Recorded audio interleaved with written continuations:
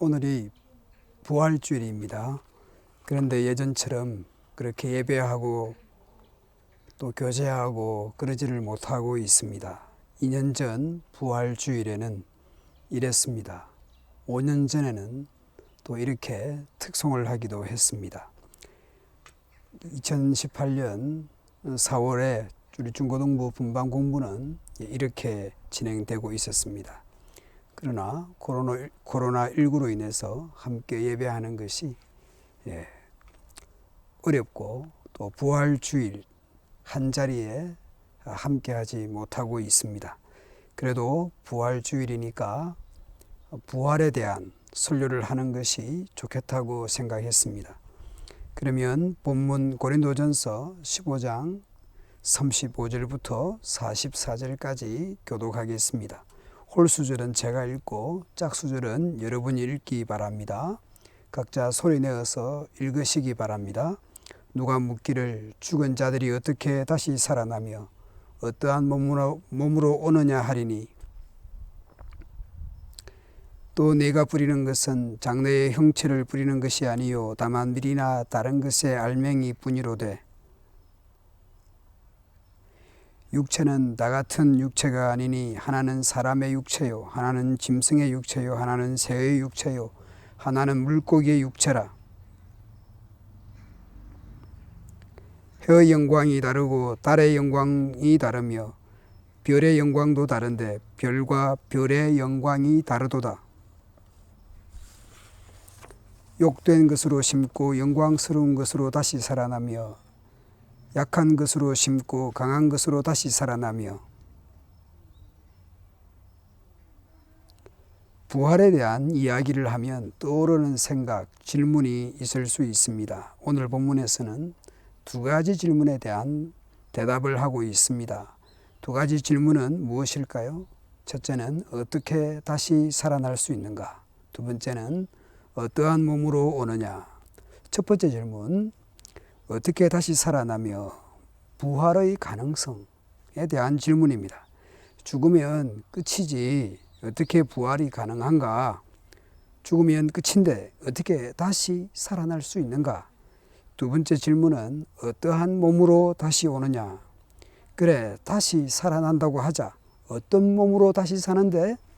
이 두 가지 질문은 결국 부활을 믿을 수 없다는 것입니다. 여기에 대한 대답이 무엇입니까? 첫 번째 질문, 부활이 가능한가?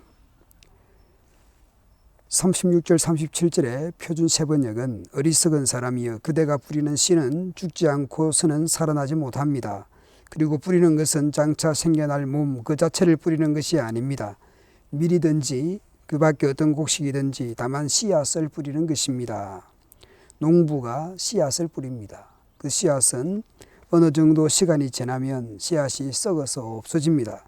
그런데 그 씨가 썩고 없어진 자리에서 싹이 납니다. 그 씨앗이 썩지 않고 그대로 있으면 싹이 나지 않습니다. 정확한 순서와 상황은 알 수 없지만 하여간 씨앗이 그대로 있으면 싹이 나지 않습니다. 썩어야 죽고 썩어야 싹이 납니다. 어떤 과정이나 얼마만큼의 시간이 필요하기는 하겠지만 결과로 보면 씨앗의 썩은 자리에서 싹이 난다는 것입니다. 그동안 농사를 지으면서 수많은 씨앗들이 논밭에 뿌려졌습니다. 그러나 그 씨앗들은 남아있지 않습니다. 마치 농부들이 씨앗을 뿌리거나 심거나 해서 싹이 나듯이 죽은 자리에서 새 싹이 나듯이 부활이 그렇다라는 것입니다. 두 번째 질문, 어떤 몸으로 다시 사는가? 지금과 같이 병들고 코로나19에 걸리고 하는 그런 몸인가? 38절 39절에 하나님께서는 뜻하신 대로 그 씨앗에 몸을 주시고 그 하나하나의 씨앗에 각기 고유한 몸을 주십니다. 모든 살이 똑같은 살은 아닙니다. 사람의 살이 있고 짐승의 살도 있고 새의 살도 있고 물고기의 살도 있습니다.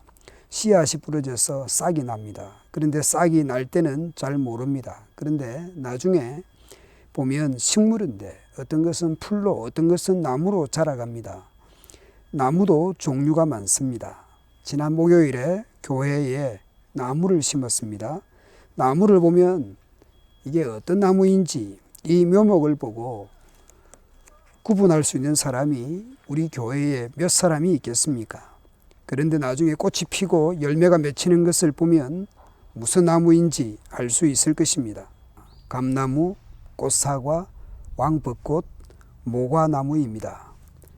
대부분 씨앗들이 있는데 싹이 나고 자란 후에는 씨앗과 그 꽃이나 나무는 서로 다릅니다. 지금 지구상의 생물들도 물속에 사는 살과 하늘을 나는 새와 사람과 짐승의 살이 각각 다릅니다. 벼와 이렇게 벼가 벽시가 되어서 모내기를 해서 이렇게 자라면 이 처음 뿌려진 씨앗과 이 자라나는 새싹은 사실은 다른 것이죠. 마찬가지로 다시 살아나는 몸은 현재 이런 몸하고는 다를 것임을 말씀합니다. 15장 42절부터 44절에 보면 죽은 자의 부활도 그와 같다라고 말씀합니다. 썩을 것, 욕된 것, 약한 것, 육의 몸, 그런 몸이 우리의 현재의 몸입니다. 병들고 아프고 고통스러운 힘든 몸입니다. 그러나 다시 살아날 몸은 썩지 아니하고 영광스럽고 강하고 신령한 몸이다 라고 말씀합니다. 우리가 흙에 속한 자의 형상을 입은 것 같이 또한 하늘에 속한 자의 형상을 입을 것이다 라고 말씀합니다. 우리 이 땅에서는 이 현재의 몸은 땅에 속한, 그래서 죽고 나면 화장을 해서 한 줌의 재나 또 한 줌의 흙으로 돌려보내게 됩니다. 그러나 부활하여 하늘에 속한 형상으로 덧입게 될 것을 말씀합니다. 이것은 예수 그리스도를 믿는 생명의 씨앗을 가진 자만이 다시 살아날 것입니다. 모든 계란이 병아리가 되는 것이 아닙니다.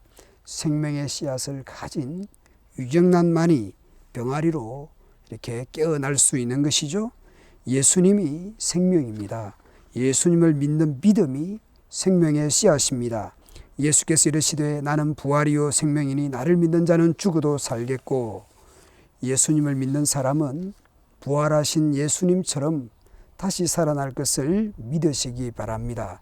그리고 코로나19로 일상의 삶이 힘들더라도 하루하루 최선을 다하며 살아가는 여러분이 되기를 바랍니다.